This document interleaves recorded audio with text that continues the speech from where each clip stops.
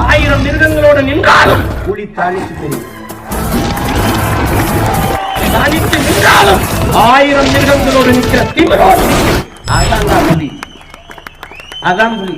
பேரன்பிற்கினை தமிழ் சொந்தங்களுக்கு புரட்சிகர வணக்கம். இன்றைக்கு காணொலியில் நம்ம என்ன பார்க்க போறோம்னா, அதாவது ஒரு விவாத நிகழ்ச்சியில நேரலையில் கலந்துக்கிறேன்ட்டு போயிட்டு அங்கே கலவரத்தை உண்டு பண்ணியிருக்கான் அந்த திமுக ஆண்டா செந்தில்வேல் அவர்கள். ஒரு விவாத நிகழ்ச்சிக்கு போனால் அதுக்கான ஒரு மெச்சூரிட்டி இருக்கணும், நமக்கு மிகப்பெரிய ஒரு பொறுமை இருக்கணும். அதெல்லாம் எதுவுமே இல்லாமல் ஒரு ரவுடி போல நடந்திருக்கிறான் அந்த அண்டா செந்தில். என்ன நடந்துச்சு அப்படின்னா, எப்பவும் நடக்கிற மாதிரி, அதாவது 4 முனை போட்டியா, முந்த போவது யார் வெல்ல போவது யார் அப்படின்னு சொல்லிட்டு ஒரு விவாத நிகழ்ச்சி நடக்குது.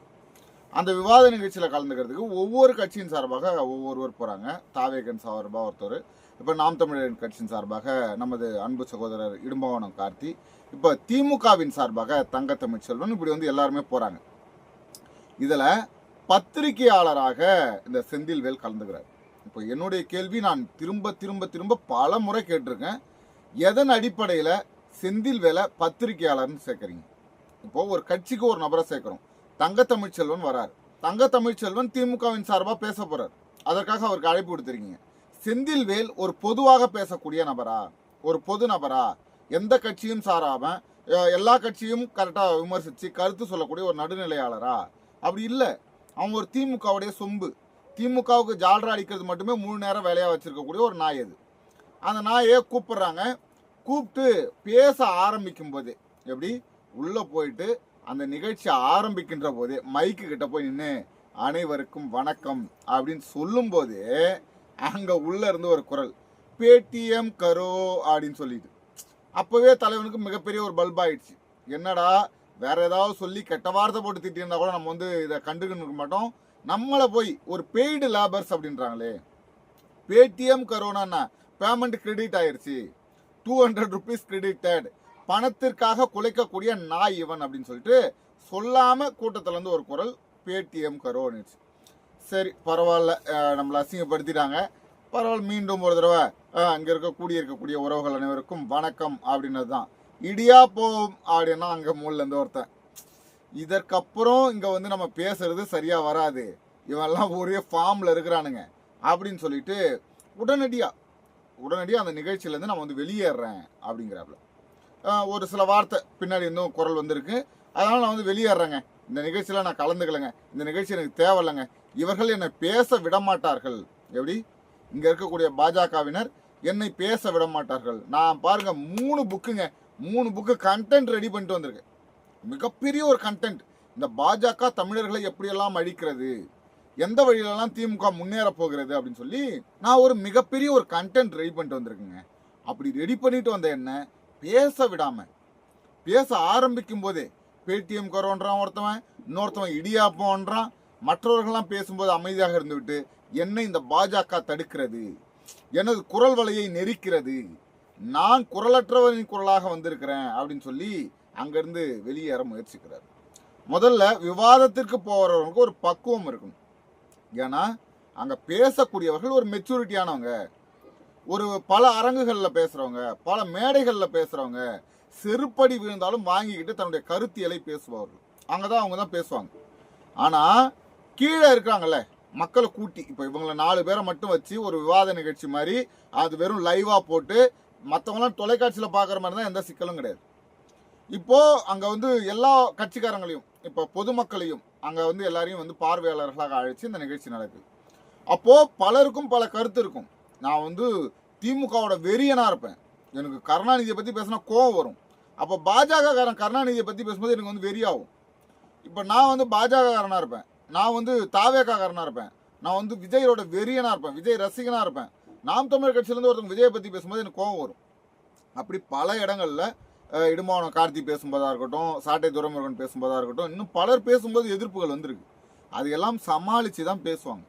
ஏன் நாங்கள் காஞ்சிபுரத்துக்கு போனோம் 2024 அந்த நாடாளுமன்ற தேர்தலில். அங்கே போகும்போது களஞ்சியம் பேசுகிறாரு, காஞ்சிபுரம் சட்டமன்ற தொகுதியோட எம்எல்ஏ எழில் பேசுகிறாரு, பாஜகவை சேர்ந்த சூர்யா பேசுகிறாரு. இப்போ பாஜகவுக்கும் அந்த எழிலுக்கும் முட்டிச்சு, அவங்க கருத்தியெல்லாம் பேச போகிறாங்க. அங்கே வந்து ஒரு பெரிய வந்து கீழே இருக்கக்கூடிய உறவுகள்கிட்ட பெரிய ஒரு பதட்டம் ஆயிடுச்சு. சேர் எடுத்து அடிச்சுக்கிட்டாங்க. அப்பவும் அந்த எழிலும் அந்த சூர்யாவும் ஒன்றா நின்று அனைவரும் அமைதியாக இருங்க, அவர் கேட்கறதுக்கு நான் பதில் சொல்லிக்கிறேன், எங்களால் பதில் சொல்ல முடியும் அப்படின்னு சொன்னாங்களே தவிர யாரும் அநாகரிகமாக அந்த அரங்கை விட்டு வெளியேறல. சரி, என்னுடைய கருத்தியலுக்கு இது சரி வரலங்க, இது வந்து சரியாக வரல, இது வந்து தவறு, என்னை வந்து பேச விட மாட்டாங்க, அவமானப்படுத்துகிறாங்க, நான் இங்கேருந்து வெளியேறுவது என்பது ஒரு ஜனநாயக முறையில் ஒரு எதிர்ப்பை தெரிவிப்பது. நான் வந்து இதை எதிர்க்கிறேங்க, இதை வந்து தப்புங்க, இதுக்கப்புறம் இது மாதிரி பேசினா அந்த விவாத நிகழ்ச்சியில் நான் கலந்துக்க மாட்டேன்னு சொல்கிறது உண்மையிலே முழு உரிமை செந்தில்வேலுக்கு இருக்குது. ஆனால் அந்த நாய் என்ன பண்ணிச்சு தெரியுங்களா?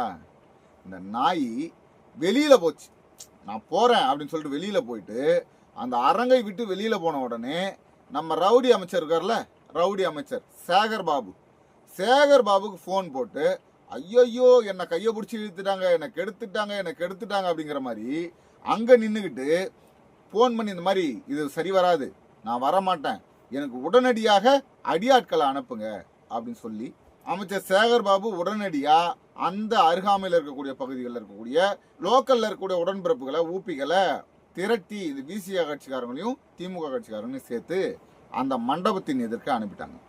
அங்கே வந்து வெளியில் ஒரு 300 பேர்கிட்ட நிற்கிறாங்க. மிகப்பெரிய ஒரு கூட்டம் கூடிருச்சு. கூட்டம் கூடி அவர்கள் வெளியில் வரட்டும், என்னை பேடிஎம் கரோன்னு சொன்னான்ல அவன் வெளியில் வரட்டும், அவனுங்களை இன்னைக்கு உண்டு இல்லைன்னு ஆக்கிறது. அவனுக்கு என்னன்னா இவர் சொல்லக்கூடிய செந்தில்வேல் சொல்லக்கூடிய கருத்தியல் பாருங்க எவ்வளோ பெரிய அறிஞன்னு.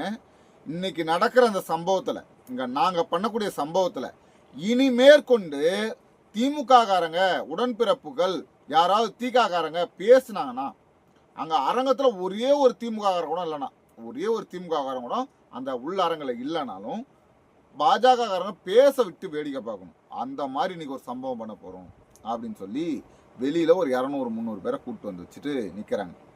உள்ளே இருக்கக்கூடிய பேச்சாளர்களுக்கும் உறவுகளுக்கும் ஒரு செய்தி வருது, வெளியிலேருந்து வாட்ஸ்அப்பில் ஒரு செய்தி வருது, யாரும் வெளியில் வர வேண்டாம் அப்படின்னு சொல்லி. என்னடா அது, எல்லாம் நல்லபடியாக தான் போயிட்டு இருந்துச்சு, ஏன் யாரும் வெளியில் வர வேண்டாம்னா அப்போதான் தகவல் வருது, ஒரு 200-300 பேரோட செந்தில்வேல் வெளியில் நிற்கிறாரு அப்படின்னு சொல்லி. இதுதான் திமுகவின் அரசியல், இதுதான் இந்த செந்தில்வேலின் அயோக்கியத்தனம்.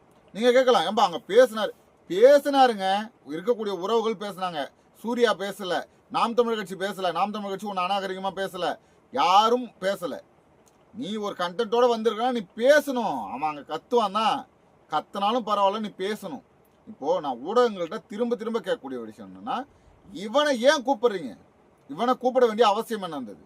இல்லை இவனை கூப்பிட்றீங்கன்னா வெளியில் போய் இவன் வந்து தனியாக வந்தானா 300 பேரை உடன்பிறப்புகளை திரட்டுறான், ரவுடிகளை திரட்டுறான். அப்போ யாருடைய சப்போர்ட்டில்? அமைச்சர் சேகர் பாபுவோட ஃபோன் பண்ணி சொன்னதான், ஒரே ஒரு ஃபோன் பண்ணதான் இவ்வளோ கூட்டம் கூடிருச்சுன்னு சொல்கிறான். அப்போ திமுகவுடைய ஆதரவாளர்னா வரானா கீழே எழுதுங்க, திமுக ஆண்டா, திமுக ஆதரவாளர் செந்தில்வேல். எந்த அடிப்படையில் ஊடகவியலாளர்னு சொல்கிறீங்க? சரி, ஊடகமாகவே இருந்தாலும் இந்த மாதிரி ஒரு சம்பவம் நடப்பதற்கு ஏதோ ஒன்று ஆயிடுச்சுங்க. அங்கேருந்து வந்தவன் இங்கேருந்து வந்தவங்க 2 பேரும் அடிச்சுக்கிட்டு ஏதோ ஒன்று நடந்துச்சுன்னு வச்சுக்கோங்களேன், அதுக்கு யார் பொறுப்பு இருக்கிறது? இதுதான் அரசியல் ஜனநாயகமா? இதுதான் மாண்பா? ஆளுங்கட்சி உங்ககிட்ட இருக்குது, உங்ககிட்ட மிகப்பெரிய ஒரு பலம் இருக்குது, நீங்கள் நினச்சா எதை வேணால் செய்ய முடியும், ஒரு 500 பேரை கூட்ட முடியும். இதெல்லாம் ஒரு பொழப்பா? இது அயோக்கியத்தனம் இல்லை, பச்சை அயோக்கியத்தனம். உனக்கு தெம்பு இருக்கா, திராணி இருக்கா, நீ அந்த இடத்த கருத்தியெல்லாம் பேசணும். முதல்ல இந்த ஊடகங்கள் இந்த அண்டா செந்தில் மட்டும் கிடையாது, தாவேக்காவிலேருந்து ஒரு நபரை கூப்பிட்றாங்க பேசுவதற்கு. அவர் அந்த கட்சியோட கருத்தியெல்லாம் எடுத்து வைக்க போகிறார். ஒரு நபர் வந்துட்டார். தாவேக்கா ஆதரவாளர்னு ஒரு நாயை கூப்பிட்றாங்க. இது இந்த முஸ்தபான்றவர் இருக்கான் பாருங்க, இந்த முஸ்தபா, இன்னும் நிறைய பேர் இருக்காங்க. இந்த மாதிரி ஒரு கட்சிக்கு ஒரு நபருங்க, ஒரு பொதுவான ஒரு நபர். இப்போ மணி மாதிரி பத்திரிகையாளர் மணி இருக்கார் இல்லையா, அவர் வந்து ஒரு பொதுவாக பேசுவார். அந்த மாதிரி பொதுவாக கருத்து சொல்லக்கூடிய, ஒரு சில கருத்துக்களை ஏற்கக்கூடிய ஒருவரை நீங்கள் வந்து பொதுவான ஆளாக சேர்க்கலாம். எனக்கு தெரிஞ்சு நான் சொல்கிறது என்னென்னா, இந்த நாய் அதுக்கப்புறம் எந்த விவாத நிகழ்ச்சிக்கும் கூப்பிடக்கூடாது. இந்த திமுக அண்டாவை, இந்த செந்தில்வேலை இதுக்கப்புறம் எந்த விவாத நிகழ்ச்சிகளையும் கூப்பிடக்கூடாது. ஏன்னா அந்த ஒரு பத்திரிகைக்கான ஒரு சுதந்திரத்தையே இந்த நாய் கெடுக்குது. தனக்கு அடியாள் பலம் இருக்குது, என்னை சீண்டினீங்கன்னா, என்னை பற்றி பேசுனீங்கன்னா, அடுத்து நான் வந்து மேடையில் நிற்கும் போது என்னை பேடிஎம் கருவானேன்னா வெளியில் நான் ஆளை வச்சு அடிப்பேன், நான் அங்கே வந்து பேசும்போது நீ ஏதாவது கத்தனேனா, குறுக்கீடு செய்தினா, நான் ஒரு 100 ரவுடிகளை வெளில வந்து கூப்பிட்டு வருவேன் அப்படின்னு சொல்வது எந்த வகையில் ஜனநாயகம்? எந்த வகையில் கருத்தியல் சுதந்திரம்? இப்போ சாட்டை துரைமுருகன் பேசுறாரு, கத்துறாங்க, கீழந்து வெளியில இருந்து கத்துறான், தாவேகாரம் பேசாத பேசாத கெட்ட வார்த்தைப்பட்டு திட்டுறான். அங்கிருந்து சொல்றாரு, தம்பி உங்களுக்கும் சேர்த்து தான் நாங்கள் அரசியல் பேசுறோம், அமைதியா இரு தம்பி, நான் கேட்கக்கூடியதுக்கு தாவேகாவில் அந்த தம்பி பதில் சொல்லுவாரு, நீங்க அமைதியா இருங்க, உங்கள் சார்பாக ஒரு ஆள் இங்க இருக்காரு அப்படின்னு. இன்னும் ஒரு படி மேல போய் நெறியாளர் சொல்றாரு, நான் வேணா சொல்றேன், நான் அனுமதிக்கிறேன், இவரை கீழே இறக்கி விட்டுறேன், இவருக்கு பதில் சொல்லக்கூடிய தெம்பான ஒரு ஆள் மேலே ஏறி வாங்கன்னு கூப்பிடுறாங்க. அதை நெறியாளர் பார்த்துப்பாங்க. ஆனால் கலவரம் செய்ய வேண்டும் என்ற ஒற்றை நோக்கத்தில் இந்த நாய் இந்த வேலையை செய்திருக்கிறது. இது அராஜக போக்கு. எல்லா நாளும் திமுக ஆளுங்கட்சியாக இருக்க முடியாது என்பதை திமுகவும் இந்த அண்டா செந்தில்வேலும் ரவுடி அமைச்சர் சேகர்பாபுவும் புரிந்து கொள்ள வேண்டும். அடுத்தது ஒரு காணொலியில் உங்களை சந்திக்கும் வரை உங்களிடம் விடைபெறுவது உங்கள் அன்பழகன். நன்றி.